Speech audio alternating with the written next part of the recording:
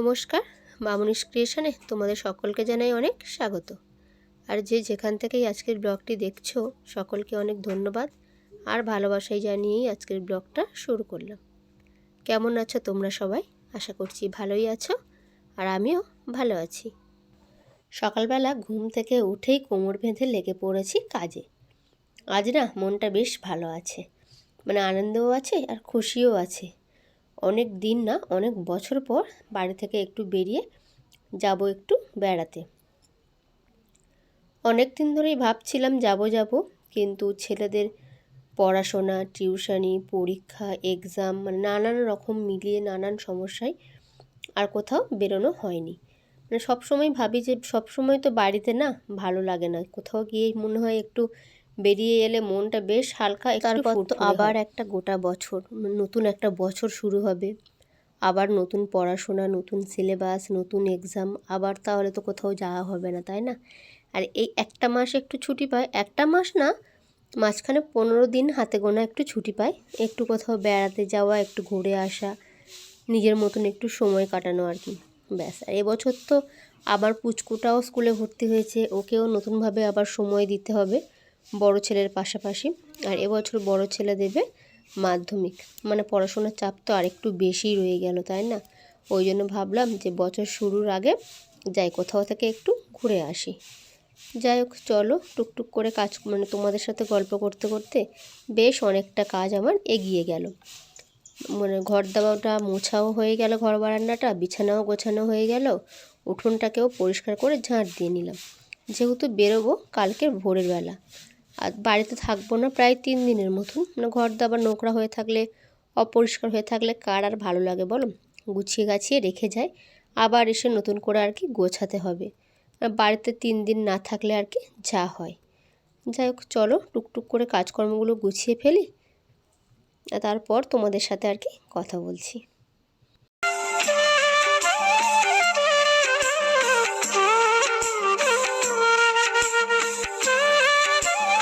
সব কাজকর্ম সেরে নিয়ে রান্নাটাও করে নিয়েছি। আজকের একদম একটা সিম্পল রান্না, মানে কোনো আর কি তেল মশলা মানে নেই, মানে যেরকম কোনো রিচ খাবার নেই, তেল মশলা নেই বলবো না, কোনো রিচ খাবারে নেই, একদম প্লেন একটা রান্না আছে।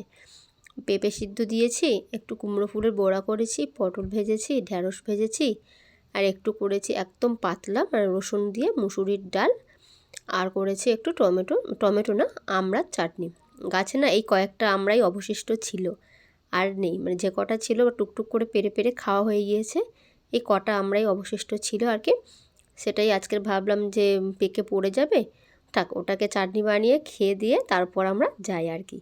দেখো এখানে ভাতের থালা আমি পুরো গুছিয়ে নিয়েছি, আর তারপর ভাত টাত খেলাম। তারপর তোমাদের দাদা এনেছিল ফল, সেই ফলগুলো ভাবলাম যে এতগুলো ফল কি হবে, মানে চলে তো যাব, ওই জন্য ভাবলাম যে 2-1টা ফল রস করে, মানে জুস করে দিই লেবু। পিকু তো খেতে ভালোবাসে জানো, এমনি ফল খেতে ভালোবাসে না। আর তারপর হচ্ছে কি যা ফল থাকবে আর কি, সে কটা ফ্রিজে আর কি রেখে যাব, 2-3 দিনের তো ব্যাপার, তেমন কিছু আর কি হবে না। যাই হোক, চলো এগুলো গুছিয়ে গাছিয়ে নিয়ে একটু বেরাবো কিছু কেনাকাটিতে। মানে যতই থাক না কেন, কোথাও যাওয়ার আগে যদি কিছু না কিনি, মনটা না ঠিকঠাক মানে শান্তি হয় না আর কি, যেটা আমার মনের মধ্যে হয়। মানে মনটা সারাক্ষণ কুটকুটো হতেই থাকে, কিছু কিনলাম না, কিছু কিনলাম না, এটা তো হতেই থাকে। যাই হোক, চলো এগুলো গুছিয়ে নিই। এখন বাজে প্রায় 3:30 মতন, একটু বেরোবো না তাড়াতাড়ি, মানে সন্ধ্যেটা হওয়ার আগেই ফিরে আসবো, কেন একদমই কোনো কিছু প্যাকিং বা গুছানো কিছুই হয়নি, মানে হঠাৎ করে ঠিক হলে আর কি যেটা হয় আর কি। ওই জন্য ভাবলাম যে বিকালবেলা বেরালে সন্ধ্যার আগে ফিরে আসবো, আর তারপর হচ্ছে গিয়ে প্যাকিংটা আর কি শুরু করব। দেখো এখানে আমি একদম রেডি হয়ে গিয়েছি, যাব একটু মার্কেটে। মার্কেটে যাব, মানে এমনি সব কিছুই আছে, তবুও বললাম না কিছু না কিনলে যেন মনটা আর কি ঠিকঠাক ভালো লাগে না। যাব, গিয়ে বড় ছেলের জন্য একটা জ্যাকেট নেবো। ও বলল, মা এই জ্যাকেটটা অনেক দিন হয়ে গিয়েছে, তুমি আমার একটা জ্যাকেট এনে দাও। তাই সেই সূত্রে যাওয়া, জানি না কটা কি কিনবো। দেখো বেরিয়ে পড়েছি, আর এই টোটোতে বসেছি। টোটোতে না আমি একদমই একা, কেউ আর ছিল না। আর বিকালে না পড়ন্তি রোদ্দুরটা আর এই সূর্যটা দেখো কী দারুণ লাগছে না, খুব সুন্দর লাগছিল। ভাবলাম একটু তোমাদের সাথেও শেয়ার করি। আর এটা দেখো আমাদের এখানে এটা সাঁতারের পুকুর আর কি। আর ওই যে দূরে বিল্ডিং দেখা যাচ্ছে, ওটা আমার বড় ছেলের স্কুল, একদম স্কুলের পিছনেই আর কি বিল্ডিংটা। যাই হোক চলো, কেনাকাটা করলাম, করে বাড়ি এলাম, সন্ধে দিলাম, জামা কাপড় চেঞ্জ করলাম, করে বসেছি প্যাকিংয়ে। মানে প্যাকিং বলতে প্রায় মানে সব কিছু গোছানো হয়ে গিয়েছে, কয়েকটা জিনিস বাকি ছিল, মানে সে কটাই আর কি নিলাম। আর একটা ছোট্ট একটা ব্যাগ হয়েছে, মানে স্কুল ব্যাগ আর কি নিয়েছি, আর এই ট্রলিটা নিয়েছি, আশা করি হয়ে যাবে, আর কিছু হয়তো লাগবে না।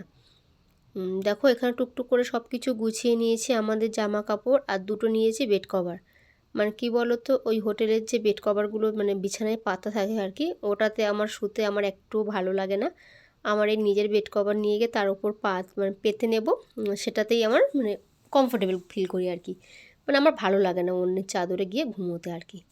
দেখো এখানে দেখো জামা কাপড় সব গুছিয়ে নিয়েছি। আর এখানে একটুখানি নিলাম সানস্ক্রিন, নিলাম একটু টোনার, নিলাম একটা টিস্যু, নিলাম আর একটু টুকটাক মেকআপের জিনিস। আর এই হচ্ছে কি আমার ছেলের ওষুধ, মানে এগুলো ছাড়া তো আমি চলতেই পারি না, কেন ও যেহেতু খুব বাচ্চা ছোট, কখন কি হয় বলা তো যায় না। বড় মানুষ তবু হচ্ছে কি একটু রয়ে সয়ে যাবে, কিন্তু ছোটদের জানোই তো কিছু হলে ঘোরা তো দূরেরই কথা, সব কিছু আর কি মাথায় উঠে যায়। যাই হোক চলো, এখানে কি কি নেবো আর কি সেগুলোই প্যাকিং করছিলাম। আমি তাহলে প্যাকিংটা করি, আর তোমরা পুরো ব্লগটি দেখতে থাকো, আশা করছি ভালোই লাগবে।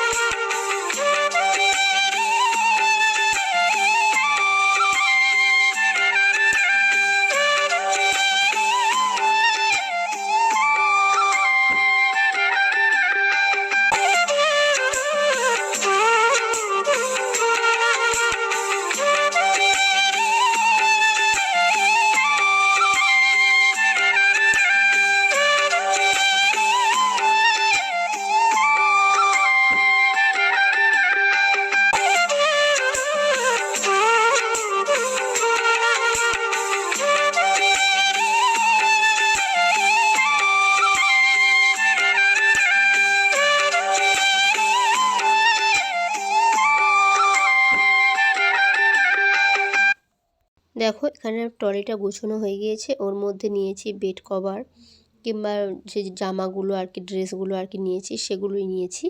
আর এই ব্যাগটাতে নিয়েছি টুকটাক একটু খাবার, মানে চলতি পথে ছেলের জন্য কেক, একটু বিস্কিট, একটু চিপস, মানে কোল্ড ড্রিঙ্কস এইসব। আর এগুলো নিয়েছি ওষুধ আর মেকআপের জিনিস। দেখো এখানে আমার ব্যাগ গুছানো একদম রেডি। তাহলে আজকের ব্লগটা এখানেই শেষ করছি, দেখা হবে আগামীকাল ভোরের বেলা। ততক্ষণের জন্য টাটা।